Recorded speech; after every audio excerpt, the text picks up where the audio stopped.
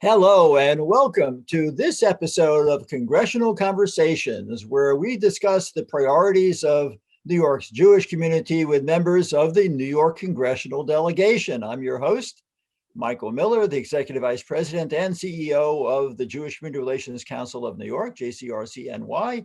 And today, hailing from New York's 4th Congressional District in Nassau County, we welcome Representative Kathleen Rice. Representative Rice was newly appointed to the House Committee on Energy and Commerce this session, serving on the subcommittees on Communications and Technology, Consumer Protection and Commerce, and Oversight and Investigations. She's also on the House, she continues on the House Committee on Homeland Security, very important certainly to members of the Jewish community and many others, with the Subcommittee on Cybersecurity, Infrastructure Protection, and Innovation. Welcome, Congresswoman Rice. Thank you. Thank you so much for having me, Michael. It's a pleasure to have you on the show and look forward to this conversation very, very much. You have quite a number of members of our faith living within your congressional district. For those who don't know where the 4th is, it's a whole bunch, I think it's a majority of Nassau County, but from the South Shore going north, with quite a number of Jewish communities that are encompassed within the 4th. So with that, let's start off dealing with Israel. Can we work, please, to maintain Israel as a bipartisan issue amidst the growing politicization of support for Israel? Is that something that you can potentially play a lead role in? Michael, I'm a half glass full kind of gal, and I truly believe that from the second I got to Congress, I have been talking about how important it is to make Israel a bipartisan issue again, like It used to be. Our relationship with Israel is essential for our own national security. During my first year in Congress, as I know you know well, Michael, we take all the freshmen, newly elected members of Congress are taken to Israel. Correct. Through AIPAC. And when I started, I sent a letter to who was the head of AIPAC at that time. And I said, I don't understand why Democrats go at one time and Republicans go at another. Sure, and I suggested that they try to have some overlap, right? So that we can get to know each other, first of all, as all brand new members of Congress, and also experience Israel. For many people, not for me, it wasn't my first time there, but for many people, it's their first time there. And I was pleased that they did it. And in 2015, they started overlapping some parts of the annual freshman trip. I think it's important when you first get to Congress to see the situation on the ground together. That perspective is critical to understanding why there is such a long-standing tradition of bipartisan support for Israel. I also think that we need to keep putting forth good bipartisan legislation. We need to commend good policy when we see it, even if it's something that originated from the other side of the aisle. And that's exactly what I've done. I expressed my support for the recent agreements between Israel and the UAE, Sudan, Morocco, Bhutan, when they were announced by the Trump administration. And by the way, it was an administration that I rarely agreed with, but I was proud to support the Abraham Accords. And I'm pleased that there has been widespread bipartisan support for these agreements. I also just introduced a bipartisan bill with Representatives Elaine Luria and Peter Mayer to condemn Iran's decision to enrich uranium to 20% purity, which is a clear danger to both Israel and the United States. And that's what we need to stress, that Israel's security interests and America's security interests are completely intertwined. A safe Israel means a safe America. So it's up to those of us who understand this fundamental truth to keep making that case strongly and persuasively so that we can get rid of the politicization that has hijacked this issue, this critical issue of support for Israel. So that being the case, what do you think about efforts to condition aid to Israel? Why would that be a bad idea? So I have never, Michael, I do not support the effort to condition aid to Israel. I think it's a bad idea, and here's why. First of all, placing any additional restrictions on aid would strain America's most critical security relationship in the Middle East. And in turn, what that would do would have the immediate effect of undermining our national security objectives. The security assistance that the US provides to Israel directly benefits America's strategic interest for regional stability and deterring major war without deploying more American troops. This is something we cannot afford to jeopardize. And I don't know, Michael, if enough Americans understand that. Our aid to Israel also deters violence, and it's beneficial to the Palestinians. It was American aid that helped Israel develop and acquire the Iron Dome, which is a defensive military tool. Amazing, that one of the things that we were able to see when we were over there the last time. Existing US laws already specify that Israel must use American military supplies for self-defense. So without aid for self-defense, the Israeli Defense Force could be forced to resort to preemptive actions to prevent further attacks. And no one in the region wants that, nor should anyone in the US. So I just signed on to a letter that's led by my good friends, Ted Deutsch and Mike McCall. So it's bipartisan, supporting $3.3 billion in military assistance and $500 million in missile defense programs for Israel without any new conditions. Because again, improving Israel's security improves our own security at home. Right, you're correct. We certainly agree with that. And thank you for signing on to that letter. My understanding is that there is an Iron Dome unit which is being deployed, or at least several units possibly, within the US military. So the technology which was developed in Israel to defend itself is in fact going to be used to defend us. Yes, which obviously, but this is one of the great things about our financial support of Israel. They have the best technology. They're always ahead of everyone else across the planet.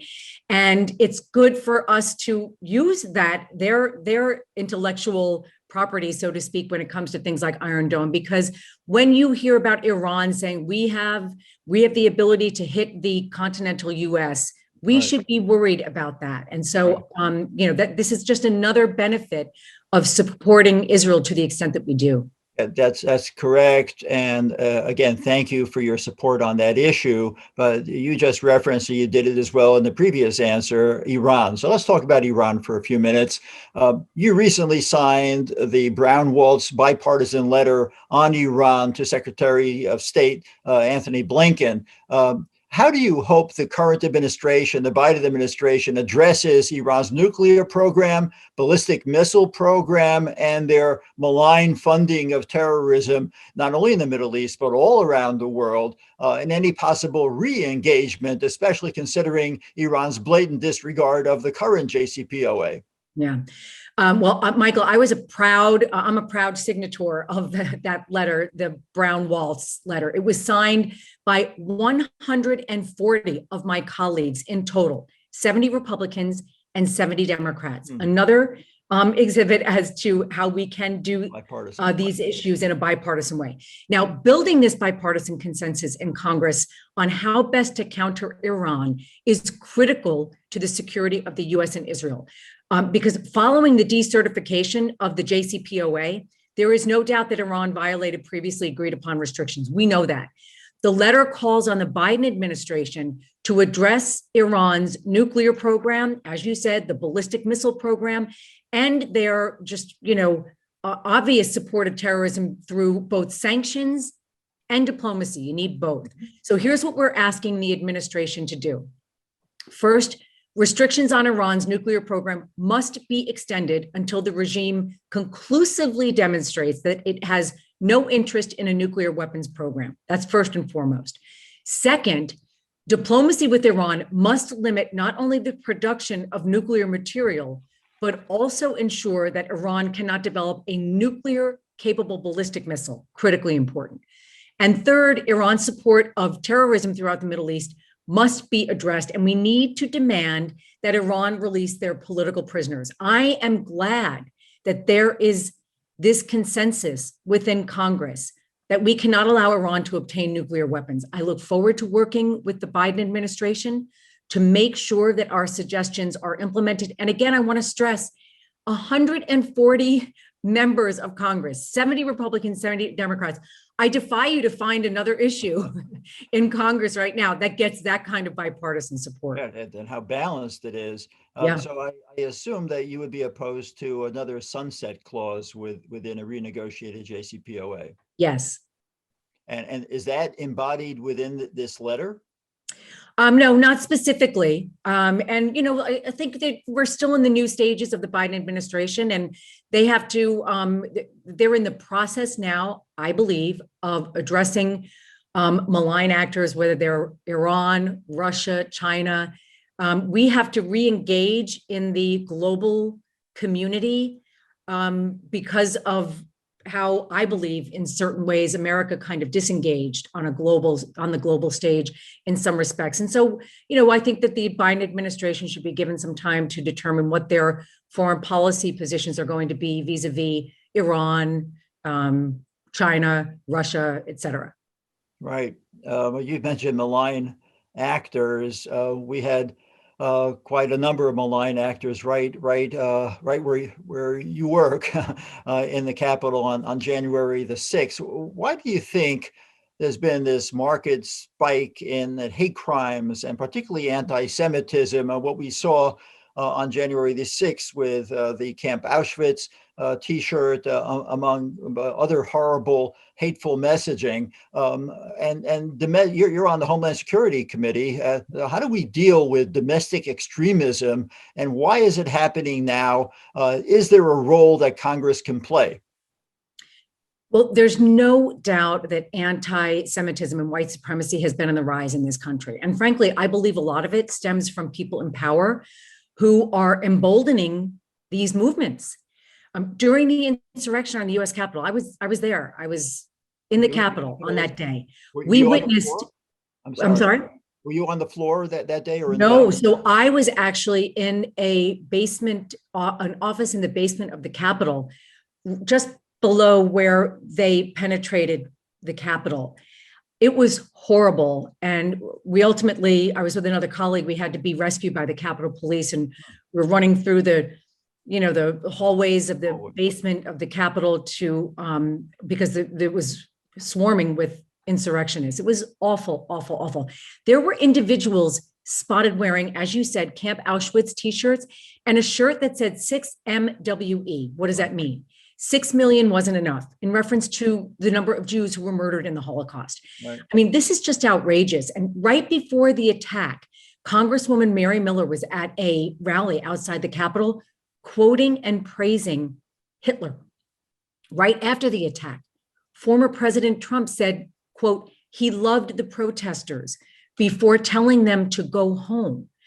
I will condemn anti-Semitism wherever I see it, on the far right or the far left. Last summer, I condemned the New York City DSA's, the Democratic Socialists of America, their inclusion of an anti-Semitic question asking candidates not to visit Israel on its city council questionnaire. I thought that was ridiculous. Right. When you have leaders out there emboldening these hate groups, you are going to see it spike.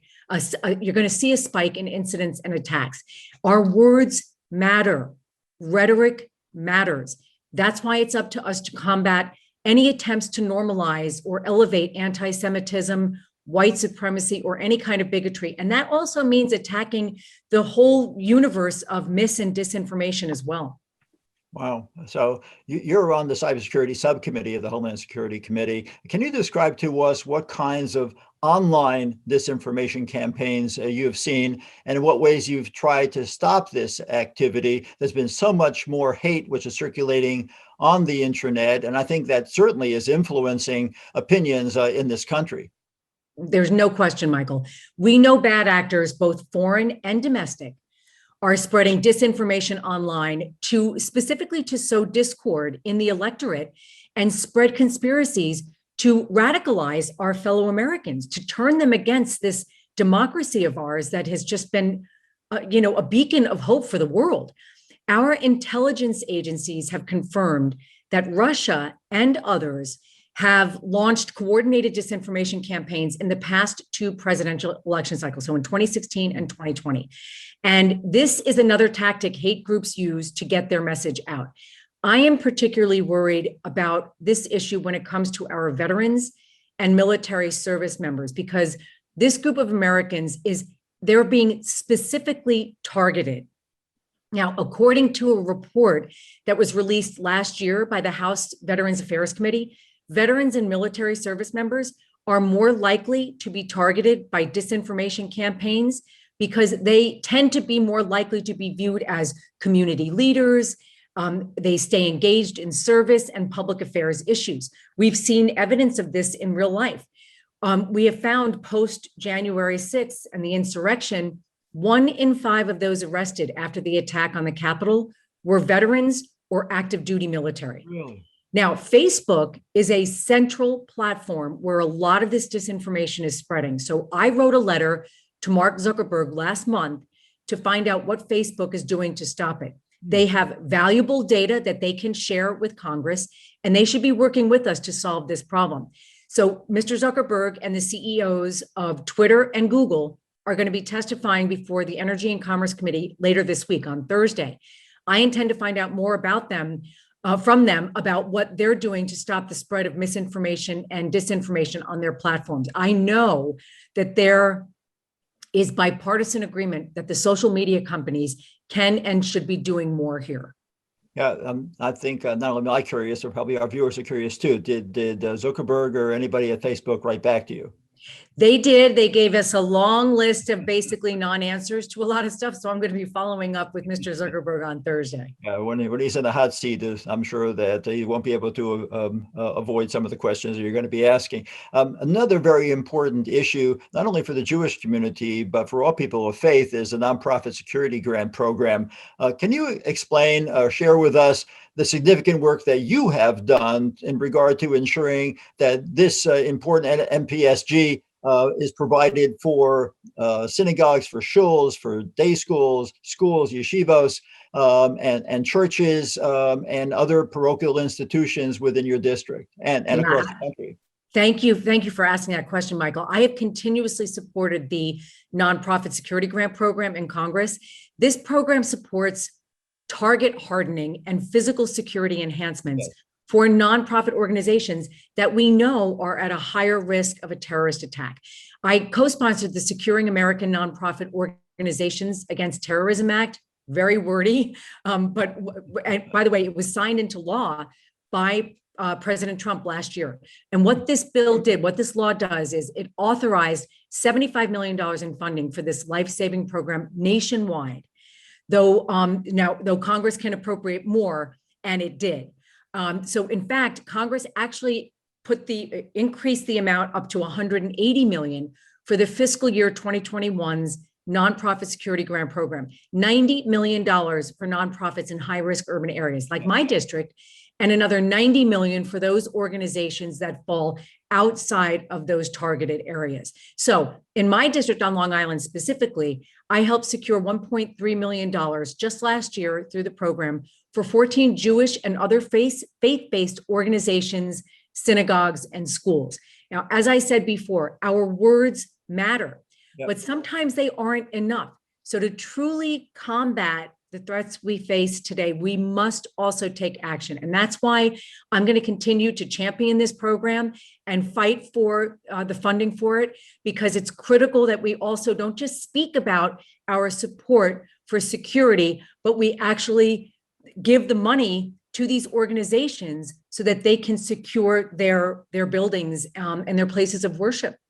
And it's our organization, the Jewish Relations Council of New York, through our Community Security Initiative, which is done in partnership with UJA, that is the hands-on for many of the Jewish institutions in the metropolitan area, to assist them in even applying for these grants, which the application goes to the state, doesn't go to the federal government, through our Jewish Community Relations Council Long Island, led so capably by Mindy Perlmutter, that CSI does have Liron Philippi, who is our security manager for Nassau and Suffolk counties. So I'm sure that your office has been in touch with our office out in Long Island, and this issue and the nonprofit security grant is so crucial to our institutions and every not-for-profit institutions, not only, of course, the Jewish ones. But I want to switch now to another, because we have limited time, with regard to energy and commerce, the new committee that you are on, and really go very, very local. How does this committee assist with alleviating the drinking water contamination issue, which has plagued Long Island, and the gridlock with regard to building a windmill to capture offshore winds? Michael, I'm so glad that you asked this question, because this is a really exciting time for Long Island, and I couldn't be happier getting this position on this committee. It has very broad jurisdiction, of probably the most jurisdiction of any authorizing committee in the House. And I am honored for this opportunity to represent New York State, specifically Long Island, and fight for priorities important to my constituents. Now, through the committee, I will be able to work further on the disinformation issue, like we discussed earlier. That's one of my priorities. A large chunk of the American Rescue Plan that we just passed, the American Rescue Plan COVID relief bill, that focused on vaccine development and distribution, came through the committee as well. So that's critically important. I plan on working with on a number of environmental issues on the committee. So like you mentioned, two issues I'm really focused on now are offshore wind and cleaning up our drinking water. Offshore wind is a vital part of our renewable energy future. It's poised to support thousands of green jobs and millions of dollars in economic development for our region. The federal process to identify specific locations most suitable for offshore wind construction off Long Island is underway, but it was significantly delayed under the Trump administration. It just wasn't a priority under his administration. However, President Biden is setting very ambitious wind energy goals. I led a bipartisan letter with several of my New York and New Jersey House colleagues in February to the Bureau of Ocean Energy Management, which is the federal agency that oversees offshore wind development, urging them to get their designation process underway in what's called the New York Bight area, so we can greenlight these new developments. Now, that area goes from the tip of Long Island all the way from Montauk, all the way through, I believe it's like Cape May in New Jersey, all along that shore from New York through New Jersey. So I met with the new director of BOEM last week to discuss this, and I am really hopeful that we're going to see progress soon. Now, getting to the other issue you mentioned, there was a report from 2019 that found that Long Island has the most contaminated drinking water in all of New York State. It's called PFAS contamination, which is a particular concern. It is a very common, they're man-made toxic chemicals that have been used in industry and consumer products for decades, and they have seeped into our water supply. We had a lot of development out on Long Island all decades and decades ago. And as a result of those using those contaminants have seeped into our water supply. Now, the Energy and Commerce Committee just introduced the Clean Future Act, which is a new comprehensive climate change and clean energy bill. And it thankfully includes my provision to reimburse communities like ours for their PFAS cleanup expenses. This is going to be such a big help for our communities on Long Island that have long struggled with these really expensive costs of remediation. So that is just a quick update. There's going to be so many critical issues we have to work on in this committee. I'm excited to keep it going. But if you don't have clean drinking water in a community, you can't have economic development in a community. You cannot educate your children. You can't nourish your children. I mean, this is such a fundamental governmental responsibility to allow each community in this country to have clean drinking water. And I am going to fight for that. Yeah, well, that's so crucial. It's so vital, so important. The health and welfare of not only your constituents, but whatever lessons are learned in terms of water contamination, it certainly could be applied across the country, let alone around the world. So we wish you great success in pursuing that. But speaking about health issues, let's end by talking about the pandemic, about COVID-19. It might be surprising to our viewers, but your district, the 4th Congressional District, was the hardest hit district in New York State outside of New York City. So what was it like those first few months at the start of the pandemic for your constituents within the district, and how is it still being affected by COVID-19? And with all these relief bills that have been passed, is it enough? Yeah. Words cannot describe how hard it was at the start. We all remember New York was one of the first, as you said, states hit, and a lot of that focus was on the city. But like you said, outside of the city, we were the hardest hit. Nassau County was the hardest hit. And that's why I launched a dedicated resource page on my website. And I shared daily video updates to my constituents on social media. Remember, at that time, no one knew how we were ever going to get out of this. We were in a lockdown situation. It was crazy. My goal in setting up that page, and it still is now, is to get as much information to my constituents as possible. That way they can understand the facts and they know what to do, what they can do to protect themselves and their families. So I started hearing from many constituents with questions about the vaccine. So now I am sending a weekly newsletter out with the latest local information on eligibility and appointments. I also want to commend our local response, that we have from our local government. I thought that Nassau County Executive Laura Curran has done a remarkable job leading us through this crisis. She has operated and focused on the facts. She's listened to the science, and she's done a great job getting information to our residents. And while it's been hard for all of us, I'm so proud of how our community has stepped up, from the first responders to the frontline workers. We would not have gotten through this crisis without them. All of us will forever be grateful for everything that they have done this past year. So, we talk about the American Rescue Plan. I want to talk a little bit about that. President Biden signed that into law on March 11th. This is a $1.9 trillion comprehensive package that is going to provide desperately needed support to help lift up millions of Americans.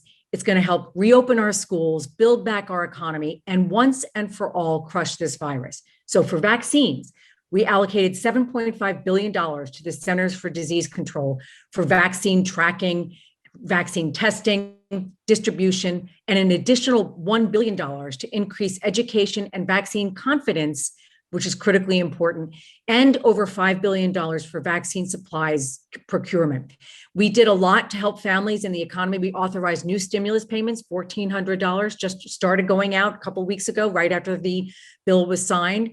We expanded unemployment insurance and allowed that to be effective through September, which is critically important. A big relief item is the child tax credit. Yep. The ARP, the American Rescue Plan, temporarily increases these benefits from $2,000 to $3,600 per child under 6 years old, and $3,000 for children older than 6. It also allows the recipients to receive the money as a regular monthly payment rather than one lump sum payment, and makes the credit fully refundable. That is going to bring critical relief to families who are having a hard time just putting food on the table. This is literally a historic relief bill. The vast majority of Americans supported it, Michael, and they supported it because they knew that it was necessary. So we are beginning to turn the corner on the pandemic, but it's not over yet. So Congress may have to consider further relief down the line. And just like I did with this package, I will be relying on my constituents and their needs to guide my decision-making process on future relief. But suffice it to say that this is a major, major investment in crushing the virus once and for all, getting our schools opened, supporting families with critical need, putting money in their pockets so they can put food on the table, and helping also a critically hit sector of our economy, which is small businesses. So we're going to be getting feedback as to the effectiveness of the ARP in these upcoming weeks and months. And as a result, we'll see if we need any more relief or if this is just what the doctor ordered in terms of what the American people need right now. Yeah, my reaction to all this is, wow, this conversation, your presentation, your responses have been so chock full of information, vital information. I'm so pleased that you spent this amount of time with me on Congressional Conversations. And I'm so appreciative of your having been a guest on the show. Are there any final thoughts that you'd like to share with our viewers? Michael, first of all, I want to thank you and everyone at the JCRC. You've been a really great partner to everyone in my community, so I'm very grateful for that. So thank you for that. I'd like to just leave one thought with all of your viewers. We are going to get past this. We are a resilient bunch of people, Americans, okay? We've been through bad times and we help each other through these bad times. The only thing I want to leave you with two thoughts. Please sign up to get the vaccine if you can. I got it. I had very little negative effect. It's critically important that we all do our part. I think it's important for us to get the vaccine, but also continue doing what we know is going to prevent the spread. Wear a mask. I don't go anywhere without a mask. Social distance to the extent that you can. And Michael, I come from a large family. I'm one of 10 kids, right? I've got a huge family. We are still having pared down holidays and not gathering in large groups. I hope that by January of 2022, we have life back to normal. But my focus right now is making sure that we get everyone vaccinated so we can get our kids back in school. We can allow all of our businesses, small businesses especially, to reopen, and we can get through this together as a community. Well, what an uplifting message, particularly before Passover and before Easter during this holiday season. I can't thank you enough for joining us today on Congressional Conversations. And to our audience, to our viewers, thank you for joining us. To learn more about the issues that we discussed today, you can check out JCRC-NY's website, jcrcny.org, and our 2021 focus on communal priorities. That document is available on the website. We look forward to seeing you next time on Congressional Conversations. And one more very warm thank you to Representative Kathleen Rice for joining us today on Congressional Conversations. Thank you. Shalom. Goodbye to all. Thank you so much, Michael. You're welcome. Be safe.